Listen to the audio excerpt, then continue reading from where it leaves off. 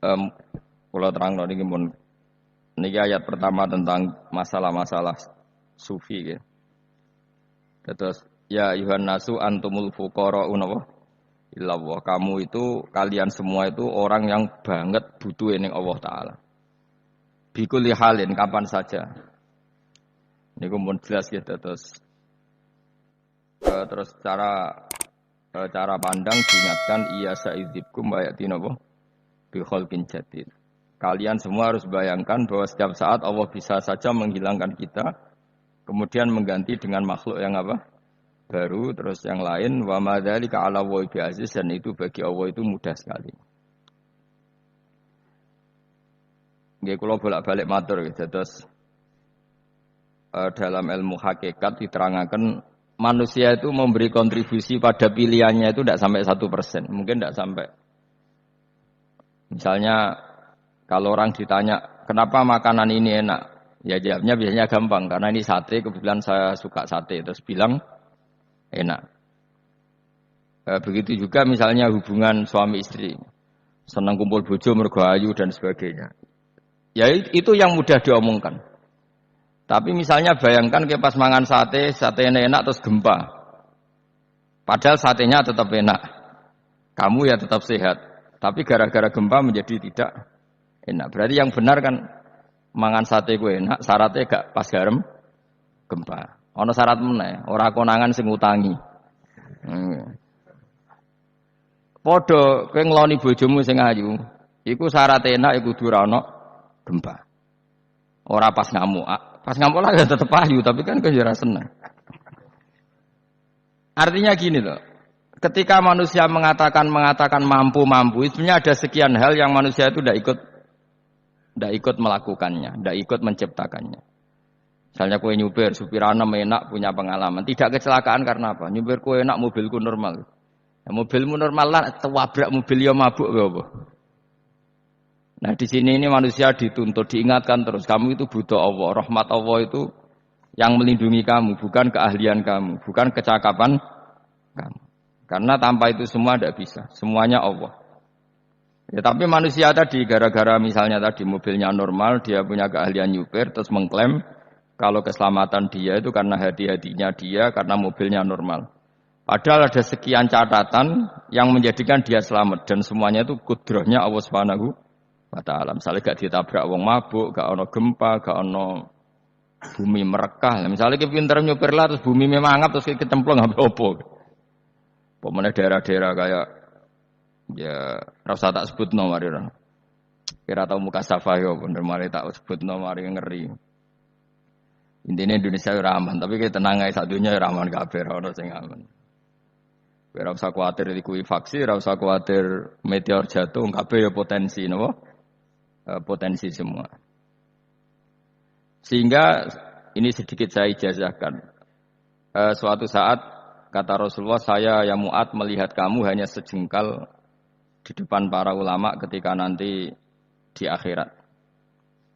Terus Mu'ad tanya, Rasulullah tanya, kenapa kamu hanya satu jengkal dengan derajatnya para ulama ketika sowan Allah? Terjawabnya Mu'ad, kamu punya amal apa? Terjawabnya Mu'ad, ya Rasulullah, saya tidak pernah melangkahkan satu kaki, kecuali saya tidak pernah yakin apa bisa melangkahkan kaki yang satunya. Dan saya tidak pernah mengunyah satu makanan, kecuali saya juga tidak pernah yakin apa bisa menelannya. Dan saya tidak pernah bernafas satu nafas, kecuali saya tidak yakin apa bisa nafas berikutnya. Saking dia tergantung ta'aluk semuanya sama kudrahnya Allah Subhanahu wa ta'ala. Kalau kita ini kan sok. Kalau makanan sudah di depannya kayak pasti bisa makan. Kalau dia sudah sehat jalan seakan-akan pasti bisa meneruskan. Padahal 0, sekian detik kowe mlaku diantem mobil ya selesai. Misalnya stroke ya selesai tidak bisa jalan. Sehingga para wali-walinya Allah itu orang yang fi lahdhatin min lahadzati, setiap kedipan dia, setiap perilaku dia itu hanya ta'aluk ambek Allah Subhanahu wa ta'ala. Itu yang disebut ya ayyuhannasu antumul fuqara'u ilallah. Nah, kemudian resiko makom ini, ya semua makom tak ada resikonya. Risiko makom ini itu biasanya dia lupa doa. Kenapa lupa doa? Karena doa itu terdefinisikan. Tak wari ilmu hakikat terus rungokno, ora paham lah tak ulangno. Ya resiko ilmu saya ingatkan. Ilmu itu kan ada dua. Ada ilmu yang karena didefinisikan. Dan itu akhirnya menjadi masalah. Sebenarnya ilmu itu tidak perlu definisi. Kedua ilmu yang kita rasakan. Misalnya gini, kalau saya tanya, kamu pernah nggak minta jadi punya uang banyak? Nggak tanya, pernah nggak minta? Terus artinya minta itu apa? Terus kita mendefinisikan, menengadahkan tangan, bilang ya Allah, saya minta uang banyak, saya minta ingin beli mobil. Itu namanya apa? Tidak jawab saja. Doa kan? Itu kesalahan kita. Kesalahan kita mendefinisikan doa itu misalnya menengadahkan tangan dan memohon dan menyebutkan permohonannya itu terus disebut doa. Tapi kalau menurut Allah, sistem tubuh kamu yang menghendaki punya mobil, sistem tubuh kamu yang ingin punya uang banyak, reaksi tubuh kamu yang terhinakan karena ditagih orang atau butuh uang, ini menurut Allah ya sudah kamu itu peminta-minta. Saya ulang lagi ya. Sehingga menurut Allah kamu minta tidak minta ya tetap berstatus peminta, pengemis. Nah, orang-orang yang sudah wusul, meskipun itu kondisional ya, tidak selalu. Itu ya dia pikirannya menengadahkan tangan apa enggak ya sama saja tubuhnya merasa minta. Sehingga dia tidak perlu mengekspresikan minta. Nah, terus orang yang fikih bilang seperti itu tuh sombong, wong kok gak tahu donga. Sebetulnya keliru vonis orang fikih. Bagaimana mungkin dikatakan sombong? Dia reaksi tubuhnya, elemen tubuhnya sebetulnya meminta. Dia tidak berkategori meminta karena ilmu kadung didefinisikan kalau minta itu yang seperti ini. Itu kan lama. Nanti kalau suatu saat Indonesia yang kuasa itu terlalu NU atau terlalu yang tidak NU, lama-lama ada definisi. Misalnya yang dikatakan tahlilan itu apa? Ya bid'ah, Nabi tidak pernah tahlilan. Sahabat gak pernah nahlilin Nabi, malah nganyak kanjeng Nabi jadi tahlili. Manane tahlilan jalukno sepura mayit, kanjeng Nabi jalukno sepura. Sehingga dengan tradisi itu tahlil itu masuk definisi bid'ah. Karena gak pernah dilakukan sahabat dan para tabi'in. Ya salahnya kamu definisikan. Tapi kalau udah kamu definisikan sing diarani tahlil ya maca la ilaha illallah. Terus mungkinkah satu bacaan la ilaha illallah dilarang? Wong ra oleh maca kalimat tauhid.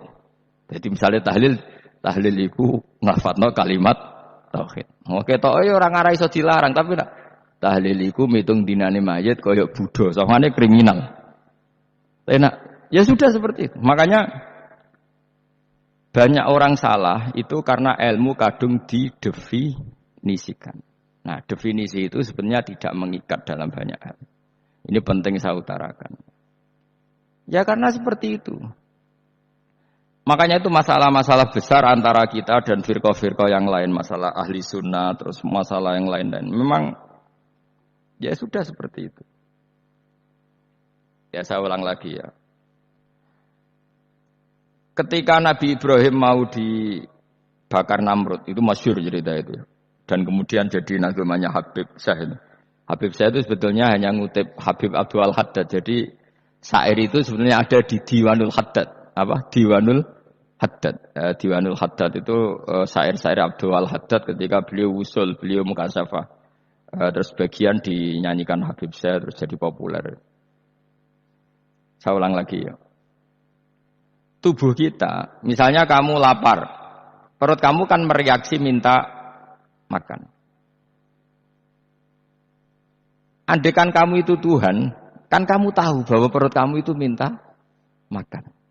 Tanpa kita bilang, ya Allah saya minta makan, Allah tahu kalau reaksi tubuh kamu minta makan. Sehingga orang yang tidak minta pun asal makomnya makom yang ikror, mengakui kalau dia butuh, ya namanya sudah minta. Tapi fikih kadang mendefinisikan sing darani minta itu misalnya madhep kiblat terus menengadahkan tangan dan sebagainya. Ya sudah kita kita sebagai orang pengikut ya yang ngikuti fikih, yang ngikuti tasawuf, sebetulnya itu definisi yang sepihak.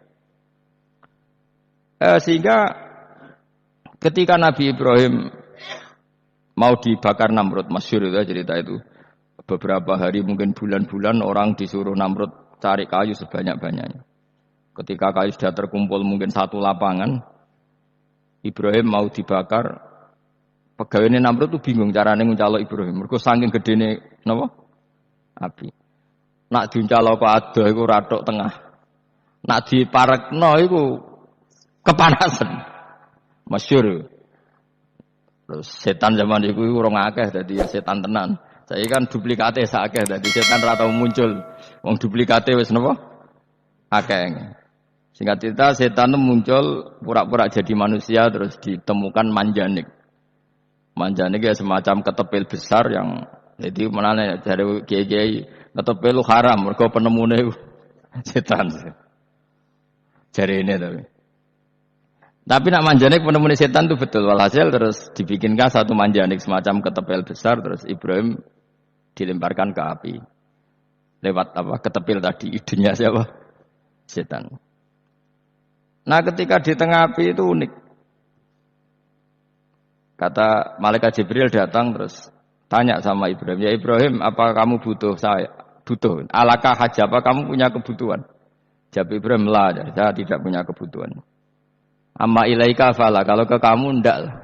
Karena kamu makhluk, apapun keren kamu Jibril tetap kamu makhluk. Amma ilaika fala." Ndak maksudnya butuh ke Allah nanti saya nyampaikan. Malah dinya Nabi Ibrahim, kalau Allah ndak usah kamu sampaikan ya sudah tahu. Gua ambek Jibril. Oh, nak kowe ditekek tenan. Ya saya ulang lagi, apa kamu punya kebutuhan? Alaka hajala ama ilaika fala, kalau ke kamu ndak. Ndak maksudnya butuh ke Allah, nanti saya sampaikan. Karena Jibril yang mentang-mentang dekat sama Allah dan tukang memberi informasi. Tapi kata Ibrahim, kalau ke Allah tidak perlu kamu, dia sudah tahu. Nah itu terjadi nazmannya Habib Abdul Haddad masyhur itu apa? Hasbi min su'ali ilmuhu bihali. Jadi cukup ilmunya Allah itu menjadikan saya tidak perlu minta. Hasbi min su'ali ilmuhu bihali. Subhanallahi wa bihamdihi adada khalqihi wa ridha nafsihi wa zinata arsyihi wa kalimatih. Subhanallahi wa bihamdihi adada khalqihi wa ridha nafsihi wa zinata arsyihi wa kalimatih. Subhanallahi wa bihamdihi adada khalqihi wa ridha nafsihi wa zinata arsyihi wa kalimatih. Subhanallahi wa bihamdihi adada khalqihi wa ridha nafsihi wa zinata arsyihi wa kalimatih. Subhanallahi wa bihamdihi adada khalqihi wa ridha nafsihi wa zinata arsyihi wa kalimatih. Subhanallahi wa bihamdihi adada khalqihi wa ridha nafsihi wa zinata arsyihi wa kalimatih. Subhanallahi wa bihamdihi adada khalqihi wa ridha nafsihi wa zinata arsyihi wa kalimatih.